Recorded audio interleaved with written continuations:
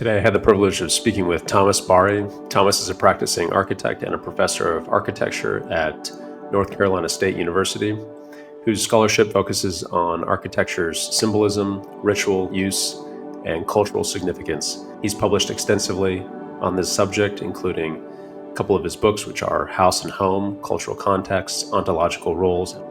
Today, our discussion focused on spirituality as one of the historical origination points of architecture and the future of spirituality's role in our contemporary built environment. We discuss ideas about the psychological significance of one's home, drawing on deeply embedded myths and stories in our cultures. The depth of Thomas's knowledge and the degree to which he has thought about these topics is commendable in a scholarly sense, and I feel that it's deeply relevant to discuss in our contemporary world, as many of us wander the world in search of purpose, meaning, and a sense of understanding. Maybe architecture does have something to offer here. I hope you enjoy the conversation.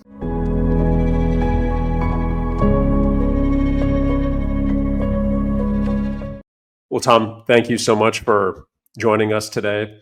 I want to start off and just jump right in and ask, could you tell us a little bit about yourself and your recent areas of interest and your research?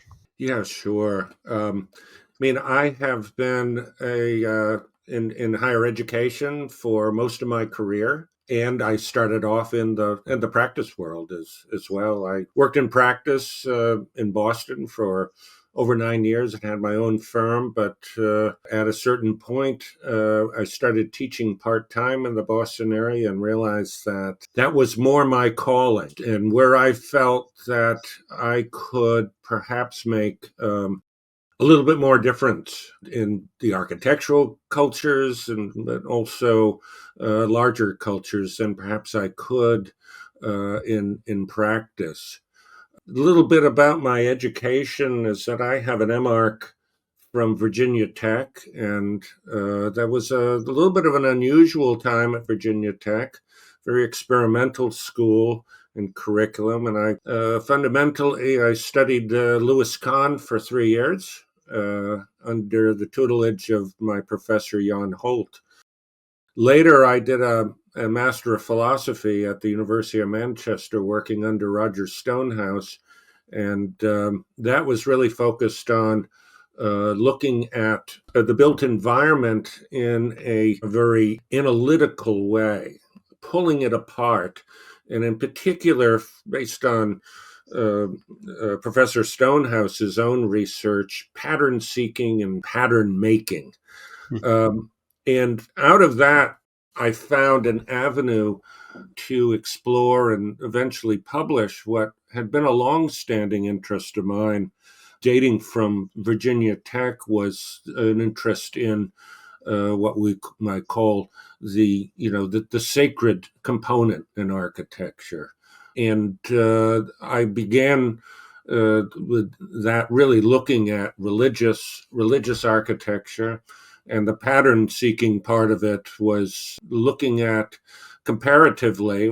I'm a comparative scholar, looking at Jungian archetypes, Joseph Campbell's universal mythology, and pattern-seeking in the built environment.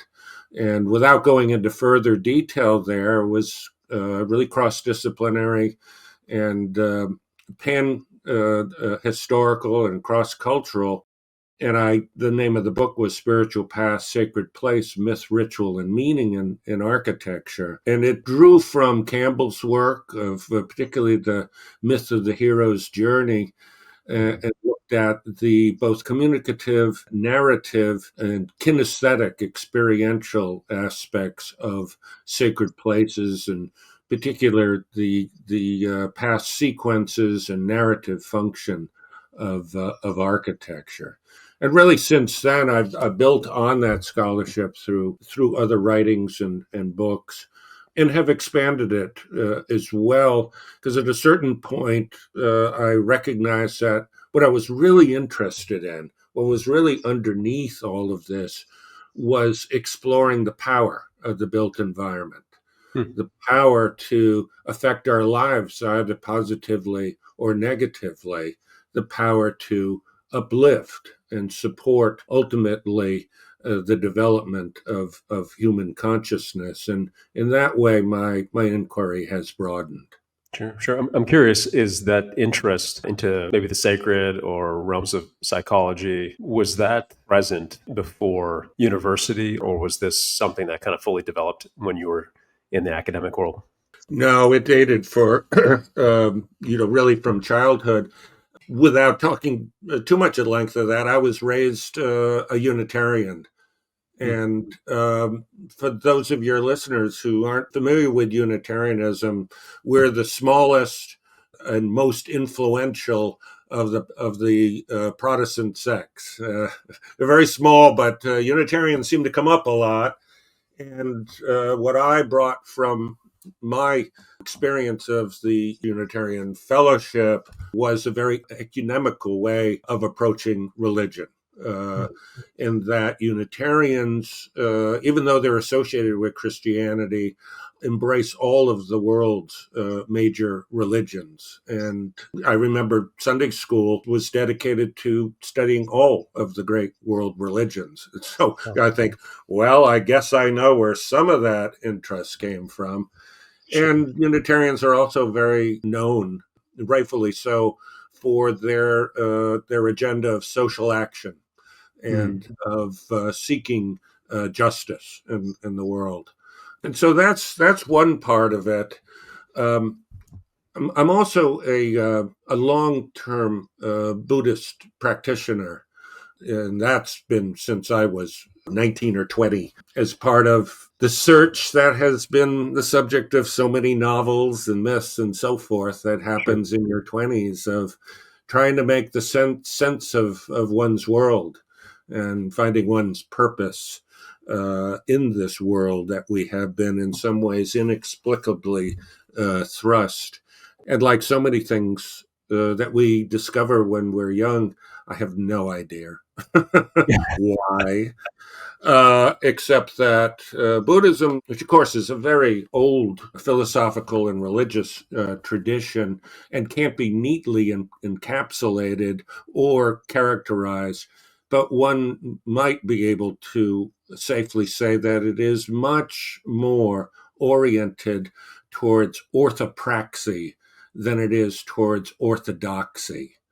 Okay. In other words, to invert that, there's not demands of belief and Mm. adherence. You demonstrate your understanding and experience of the Dharma through action. I Mm. like to say the most important thing is what you do when you get off the cushion. Sure, sure. It's interesting though. So you have this background, then you develop an interest in architecture, and I think from the outside, many people would think that these two worlds are very different. But then somehow, through your work, it seems that you found a very close connection, as I think a lot of people have found between the two fields. But I think in the outside world, these two fields seem separate, disparate, and that kind of leads me into this first question. It seems that one of our basic human purposes is to expand our own consciousness and to connect with the natural force and spirit. How can architecture help to facilitate that connection? And how has this been done throughout history? Yes, well, the etymology of the word religion is to bind together. And it speaks to, I would say, a fundamental role of religions, which is connection, to connect us with what we seek, the power, the wisdom, the beneficence. And spirituality is part of religion, but it's not a religion, right? So I like to make a distinguishing there, distinguish those terms, in that when we talk about religion, I think it's best to say those are recognized historical religions, Sure. but that spirituality is more syncretic in a way that it draws from not only religions but from what we call wisdom traditions as well. And it's all part of what I would characterize as the human search for meaning Yeah. and a search for homecoming. Hmm. Much has been written about the existential human condition of separation, like in Daniel beseeching God, why are you hiding yourself from me? Right? Hmm. These kind of uh, forces that really have driven humans to construct religion, to construct belief or practice systems. And I like the word construct because that's what we do as architects too. Sure, Um, sure.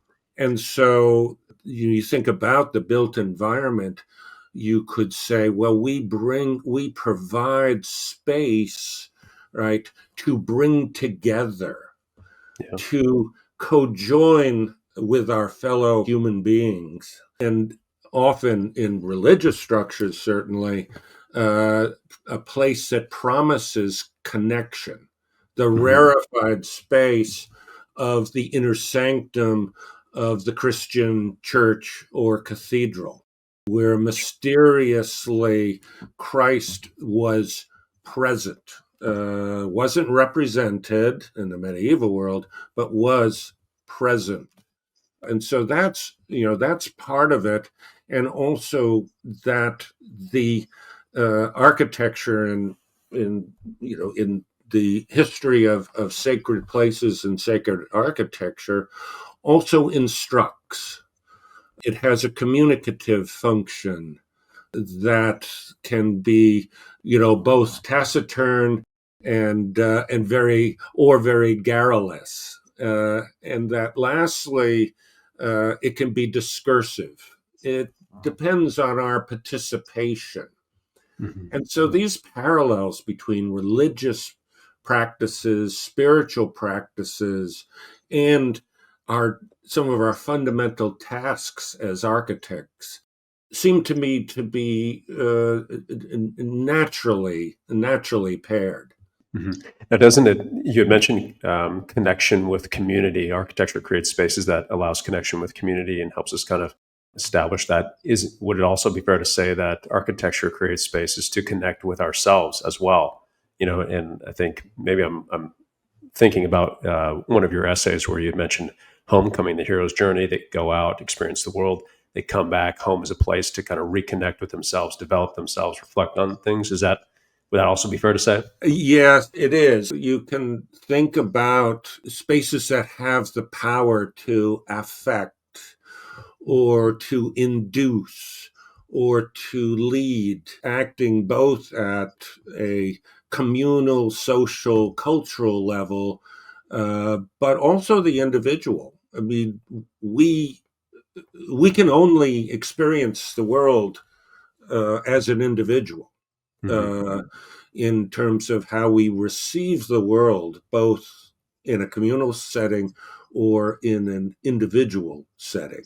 Hmm. Um, and I think the other thing too is that uh, there is I think, a great need for solitude, Yeah. and in terms of individual and places that can offer refuge and, say, comforting or productive solitude can have really tremendous value. And so, I've had, wonderful experiences of being alone in places. Hmm. And in terms of that, there weren't other embodied beings with me, but feeling the spirit of the place and of feeling, in some ways, at home. Yeah, I think, and many people when they go to such a place that you're describing, maybe they don't register or realize how vital of a role that the architecture of the space is in facilitating or allowing for that solitude, or allowing on the other side that community connection. They just kind of think it just kind of happens, but I do think that there's some power in the space to be able to facilitate that and support that. And maybe that's kind of what I'm wanting to communicate, is that there's power in how these spaces are designed and there's a purpose for them. And maybe architects, not to suggest that we have this almighty power, but maybe we can help interject some of those types of spaces in a community or in a society which we feel that may be lacking. For example, the places of solitude. I think that many of those spaces are possibly lacking in our contemporary world. I think it's very important. I just add that I talk to my students often about problematizing a particular architectural assignment, and that we all have, in some ways, a responsibility to go beyond what's Yeah, handed to us and to problematize. In other words, say, I can see the deficiencies in yeah, this context, in this time, in this building type, um, and I will seek remedies. sure, yeah.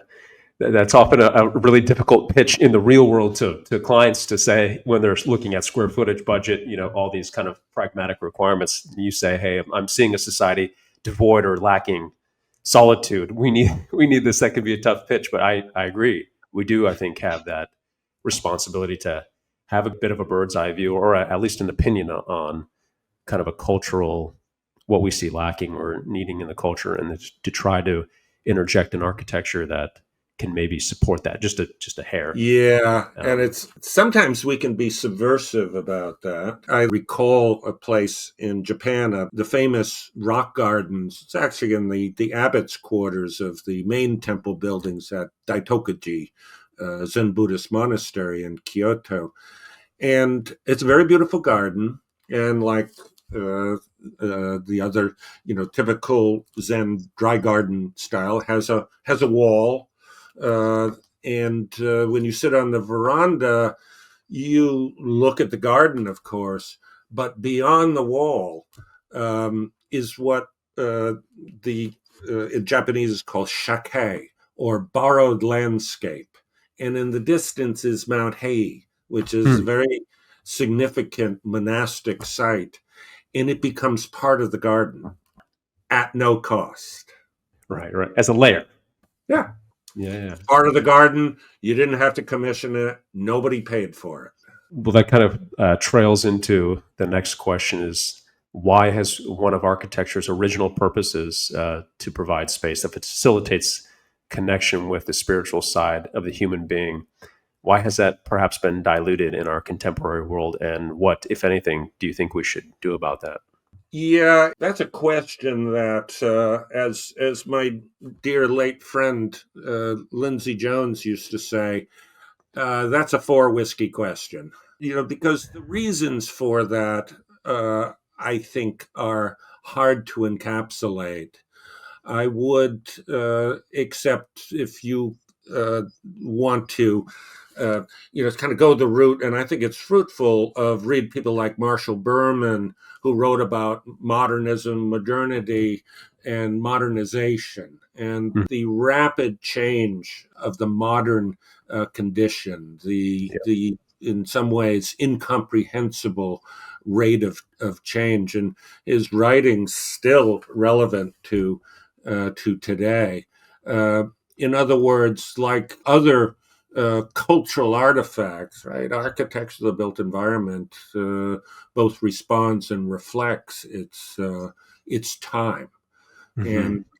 and I think how we start to seek alternatives is, first of all, to become very attentive to architecture, the built environment, as a cultural artifact. Yeah. What is it saying? How is it speaking to us? And for me, that's the connection between researching the communicative agency of sacred places, of religious architecture, and being able to hear the built environment in today's setting and what it's saying. And I talk to my students about this. I said, just go out and look around and get Yeah. curious. Why do things look like this? Yeah. Why do we seem to build in consistent ways? And so I think that is the first step. I think the second thing is, and that can be constitute a recognition of loss. On the other hand, I think it's safe to say that human beings are perennial meaning seekers. We're perennially trying to make sense of the world and to be able to recognize that as unskillful as human beings can be. Uh, Hmm. in essence, we can say, but inside is a meaning-seeking being. And if we see the built environment as a place where meaning may either be conveyed, constructed, or experienced, then we may start to find subtle shifts in terms of how we conceptualize and design particular places. Yeah, so it's almost like a process of reflecting and gaining awareness of what we've built, what were the values behind that, what were the motives behind that, and then subtly course correcting. I mean, the first thing that comes to mind is I almost equate that to a process of individual psychotherapy in a way, where you go through this process and you reflect on your individual history and you find out why you make subtle shifts. And that's a constant process of reflection. And what's coming to mind is, are we actually doing that in our current society, or are there enough of us doing that to where we can shift things a bit? It's a Probably an good, impossible question to ask.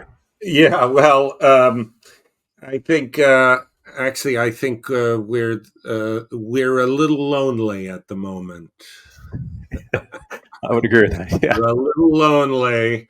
We're Yeah. looking for more friends, but our friends are out there. And you, of course, know about the research and practice group I co founded some years ago called the Architecture, Culture, and Spirituality Forum.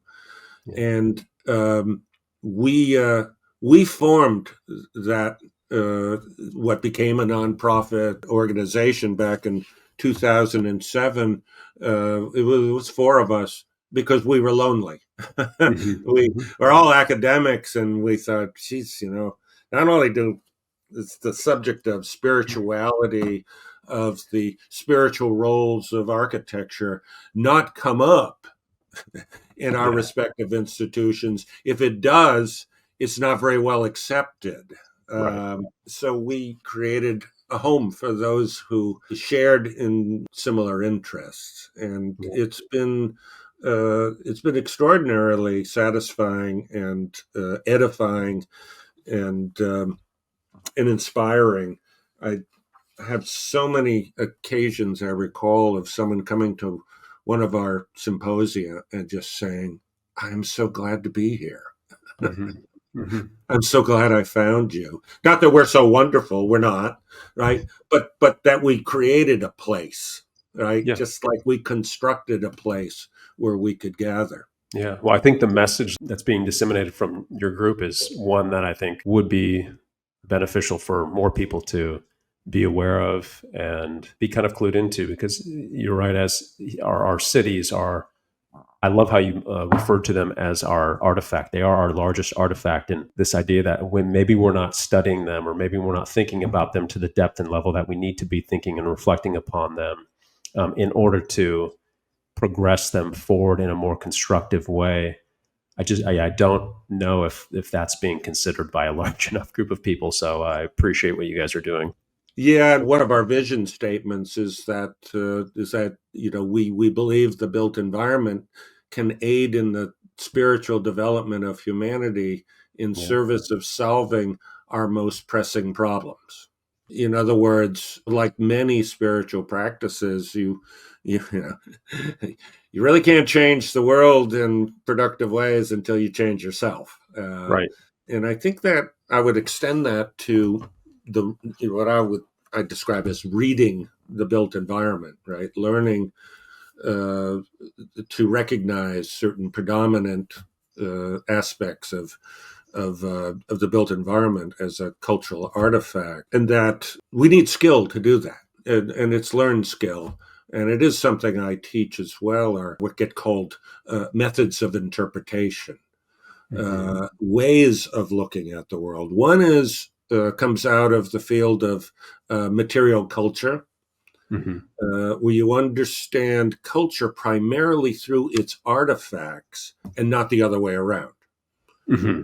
Um, so I also very interested, been very informed by a theory called reader response theory, where it's more important to recognize and document the range of responses to a particular piece of literature than it is to analyze it according to the author's childhood, the author's influences, which is more of the, you might say, traditional way of analyzing works of art in that way.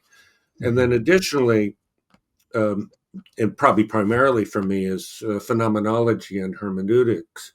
Hermeneutics comes out of the European phenomenological tradition, and hermeneutics is basically a practice of interpretation. It is, in essence, it's a method, right? Not an ideology. There's nothing ideological about hermeneutics. And one aspect of hermeneutics is recognizing our prejudices, or what Gadamer called pre-understandings. Hans Georg Gadamer was a kind of a late 20th century, very influential hermeneut, as we get called. And in other words, to recognize that because of our cultural coloring, and individual and cultural, we will see the world in particular ways. Mm-hmm. And unless we become skillful in a certain distancing from that, and which is very related to the Buddhist practice of mindfulness, and that mindfulness, you observe the mind and its activity without overly identifying with it, right? Sure. Similar thing. And then also in hermeneutics, gets talked about what is the horizon of understanding, that you recognize a full range of aspects of a particular question situation you're trying to understand. And it's only in the middle between that, or on the horizon where things perhaps become less distinct, that any meaningful understanding might emerge. And I think these are important ways of looking at the built environment, ways that I believe can disclose, right, to use Heidegger's term, who, for all of his deficiency, did offer some very valuable ways of looking at how we perceive the world that we are in. He didn't write about architecture much, actually, but he certainly contributed in some meaningful ways. And for me, the capacity of the built environment to disclose, in other words, reveal what perhaps was unavailable, is, to me, is a wonderful way of looking at the built environment. A famous essay of Heidegger's writes about the bridge, and how the bridge, in bridging the river, reveals the river and its banks and so forth. Mm-hmm.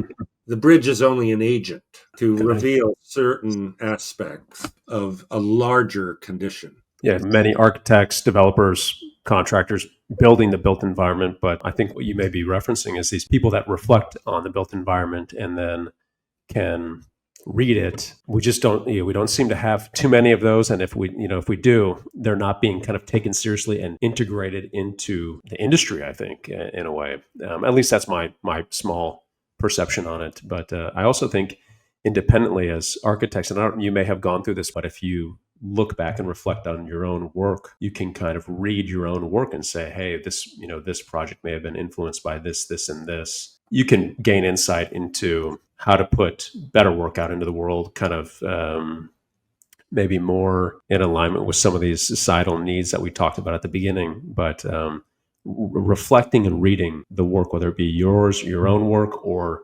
society's work, or the industry's work, I just think is missing a bit.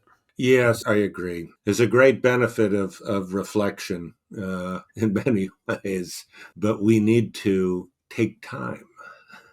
Right. I think one of the hurdles in that is that the economy of that is probably not great. Reflecting on buildings, and they're not billable hours. That's exactly right. Whereas, if you're head down doing a project, you're just trying to make the payroll, keep a business afloat. It's easy to just abide by really functional, pragmatic requirements and miss maybe a larger picture beyond that. And it's a tall order to be able to do those things, the pragmatic things, and then also be able to deliver a product that maybe contributes positively. Yeah, I've said this to many of my fellow architects. At NC State, we have a lot of our studios are actually taught by local practitioners who run wonderful practices and whom I've co-taught with on occasions.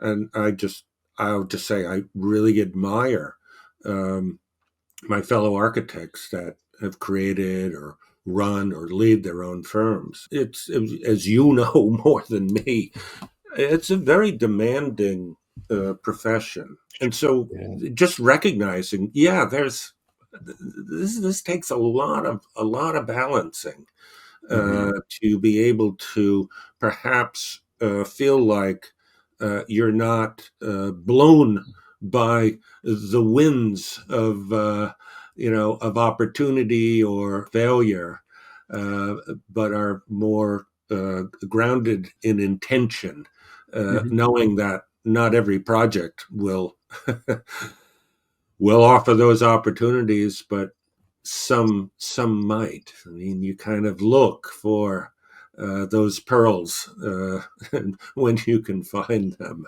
Right, right. And we kind of touched on this, but the archetypal myths, what archetypal myths do we see played out through the design, construction, and habitation of architecture, specifically the home? Well, the home is a subject that I got very interested in, uh, as in the context uh, of home and housing, first of all, as a cultural artifact. And my peer reviewed scholarship is about sacred places, religious architecture, and so forth.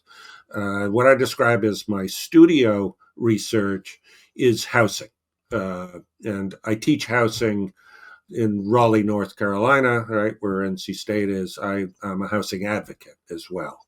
I'm that professor out there advocating for equitable development and affordable housing. And Hmm. through that, I got to a point where I thought, I'd really like to understand more about where our cultural presumptions and prejudices come from when in the realm of housing.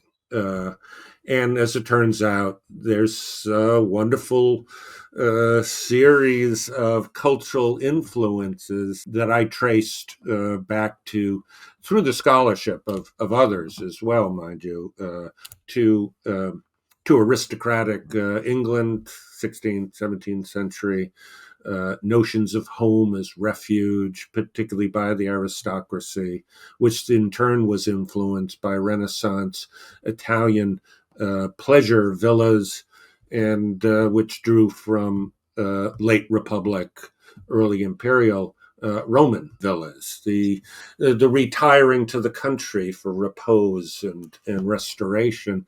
That I could, of course, give a very long disquisition on that, but in some ways get baked into the American preoccupation with the single family home. And that just led to a much larger study of, first of all, asking questions about what we mean by home. What is homecoming? What is homelessness? How do we depict homes in literature Right. uh, that can reveal things about what we consider to be the truths of our culture? Pride and Prejudice is a wonderful novel when it comes to houses.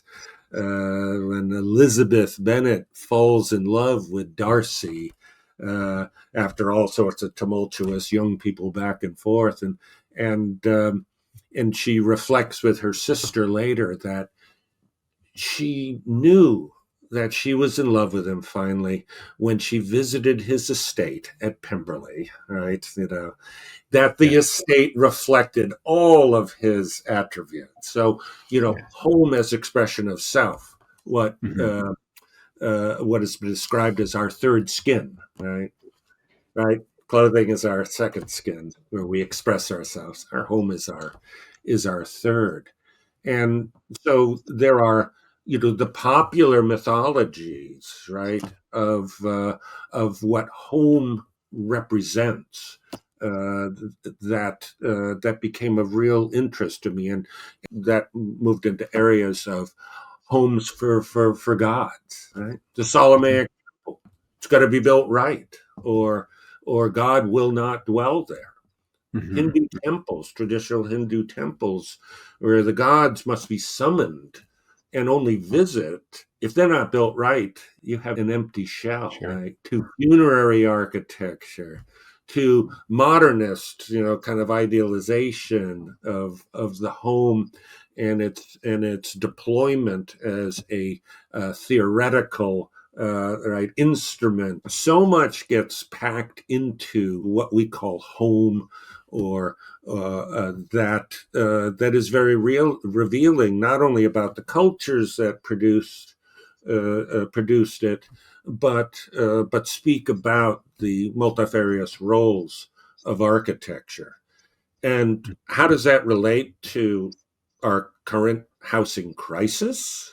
Yeah. Uh, of homelessness, of our Yeah. fellow dear ones living in substandard, unstable, dangerous housing. How can anybody be in a place where they can spiritually mature, where they Yeah. can grow like all humans depend on growing, um, if they are fighting for survival because of their housing? Uh, Hmm. I think it strikes at the core of, you might say, our ethics, our values as a profession, to what I like to say, do our little bit Right. to Right. solve the big problem. Yeah, it seems that the idea of home is so embedded into people that you bring up a really interesting point when they're not able to have a stable, safe place to return to. Their spirits, their nervous system, whatever it may be, cannot enter that state of kind of calm and peace, and from there they can't develop because they can't think about other things. They're in this kind of flight or fight mode, and I think it physiologically has an impact on them. It also makes me think of, and you may have experienced this too in some of the work you've done, but clients that you do homes for. I'm thinking that many of these meetings and discussions with them, it's very, I guess, emotional would probably be the best word. Emotional, maybe can be charged.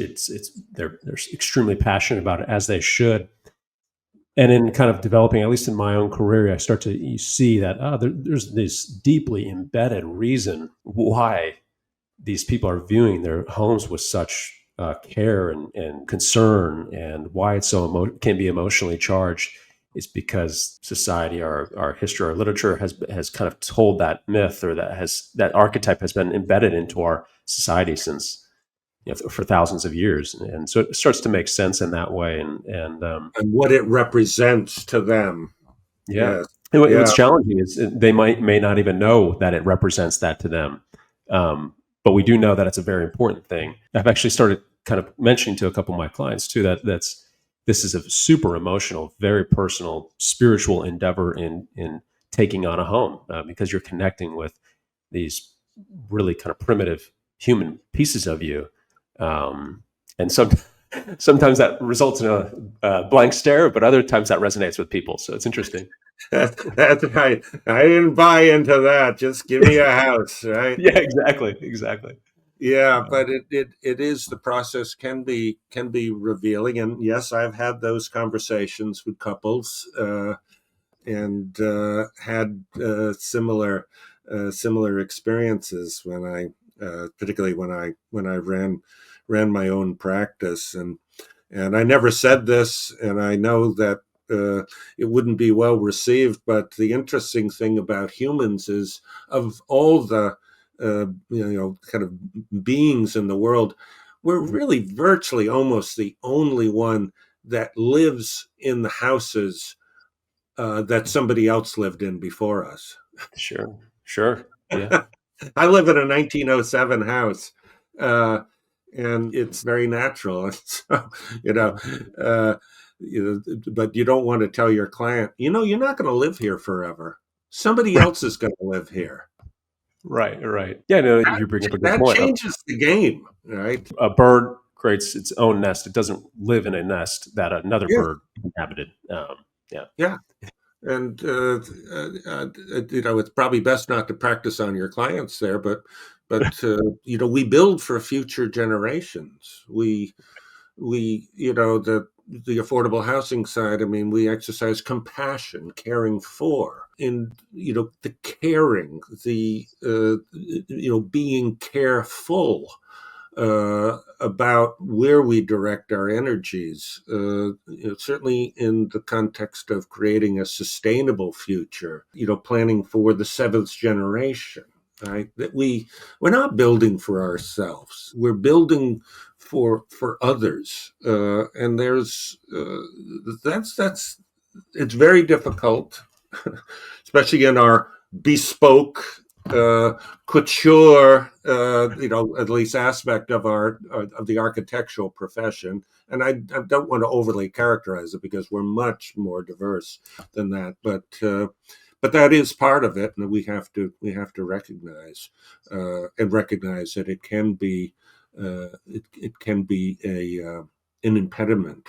to to reorienting ourselves. It reminds me, I designed a house some years ago for a couple. It was a vacation house out in the Berkshires of Massachusetts, and it's centered on a wall, an 80-foot CMU wall that serves as a mediator between different components of inside and outside. It's also precisely aligned with the cardinal points, so it functions as a colossal sundial.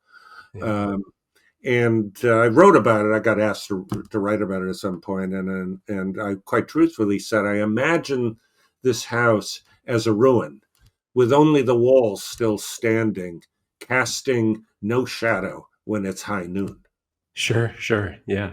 And then that makes me think of Stonehenge, right? I mean, that was Yeah, somewhat of a. I mean, it's obviously a ruin, but identified the solstices and performed. But that's fascinating that you thought of it that way. Okay, I want to round it out, Thomas, and ask you top three sacred sites that you have visited, and why, if you can. you got another hour. Well, there's a lot. I mean, one of my more recent books is looking at the architecture of 6 major world religions, and so my inspiring places are spread globally. I've had a long-standing fascination with the medieval church, uh, and a favorite of La Madeleine in Vézelay, because of its quite remarkable sculptural program. And the narrative and communicative capacity of places like the medieval, abbey church in this case, or cathedral. Also, modernist works. Louis Kahn, some of Louis Kahn's work, such as the Kimball Museum, which is really revolutionary at the time in quite simple ways, in that it was a museum that you could be in a gallery and you'd see sun slanting in from the cycloid vault from outside, and would realize that, yes, I'm here, but this is part of a much larger world. Sure. To Zen Buddhist temples, I already mentioned the temples in Japan that I studied at one point. And their gardens, they're called as view gardens, and they were actually recognized. First of all, they were built by Zen masters, designed and built by Zen masters, and they reflected their level of enlightenment, the kind of martial part of Japanese Zen Buddhism. But they also performed as what in Rinzai Zen gets described as built koans. A koan is a paradoxical statement designed to put the adept's mind in such turmoil that the only escape is transcendence, right? And these are built forms to do that.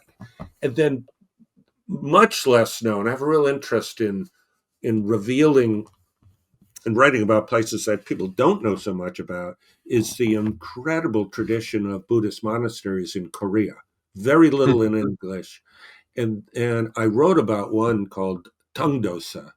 It's one of the three jewels, Buddhist term, appropriated for monasteries of Sangwansa, dedicated to the Sangha, the practitioners, Hainsa, dedicated to the Dharma or teachings, and Tungdosa, dedicated to the Buddha, the Dharma, the Sangha. And it's a remarkable sequence of spaces that integrates so many disparate aspects of indigenous, Buddhist culture, levels of understanding, what get called lay and elite codes, right? For the learned monks studying in the college there is encoding that gave them what they needed. For the peasant woman coming to pray at the medicine Buddha's shrine, there's gifts for her too. And the great works, the late works of Sinan, the great Ottoman architect of three sultans, one of his last works, the Selamia, built for the Sultan Selim in Edirne, a remarkably mature and also syncretic work that incorporates layered geometries that are literally astounding. And Hindu pilgrimage sites, such as the holy mountain in the holy city of Pushkar, and the journey up to the shrine of Saraswati, the consort of Brahma. Very unusual places. There's very few temples actually dedicated to Brahma. Usually they're Shaivite or dedicated to Vishnu.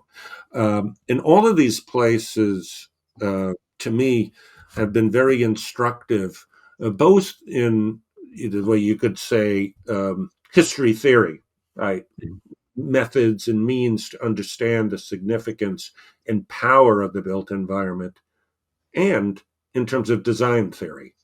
They are veritable pattern books of skillful means to design remarkable, memorable places that can co-join us to others or to other beings or environments of which that we seek in going there. That's amazing. My big question is, how do we get those types of structures back into our contemporary world? How does that happen? I don't know the answer to that, but it seems like we're just kind of left lacking at this moment for the bigger buildings of our cities and societies. But yeah, I'm not sure if it's at this point, and this maybe reflect my particular interest. I'm not sure if a singular building or project is what we're called to do now. I think it's a reimagining of human habitation and settlement.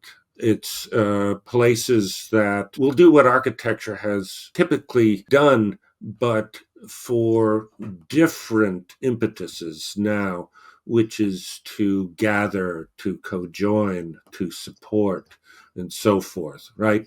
And that's why I say different now, because in the past, particularly religious architecture, the goals weren't always, ones that we would say, yeah, let's do that again, right? There's a lot of territoriality in the built environment, and particularly in religious structures. Right? Yeah. We have different needs now. But the wonderful thing about the built environment, it is very generous and adaptable. And so for me, reimagining our built environment in larger ways, in terms of a more sustainable world, is very important. And it can be very practical. And it's something that I've been writing about. I think it really it begins with the professional ethics that we adopt, and which I think helps us to recognize when opportunities arise. When you finish your writing, or I'd love to read more about that. But I mean, that's I think a really nice approach, and something that I hadn't really thought of, is that these environments that we're creating right now, maybe we don't need to look to the past, or maybe we, aren't using those as kind of whole precedents. We're imagining a new way that has not been, built yet, a new way of living, a new way of kind of communicating, of meeting together.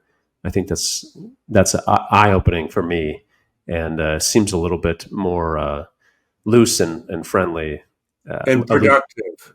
and productive And way to look at it. and I didn't make it up, right? There's a tradition. Hermeneutics writes about this, that we understand the past Mm-hmm. through the lens of the present. Mm-hmm. So the past is not this frozen thing that's either irrelevant or we should recreate. Yeah. But we interpret it by understanding that we can only see it from where we are right now. Well, you opened my eyes, Thomas. Thank you so much. Is there anything you'd like to add to the conversation that we didn't touch on? Just that I really appreciate your questions. And Sure. I think they come from your heart and from your own seeking, and that I wish you well along your journey, and hope that you find others, or we find opportunities to walk together. Absolutely. Well, yeah. Thank you so much, Thomas. And yeah, great speaking with you. Thanks so much.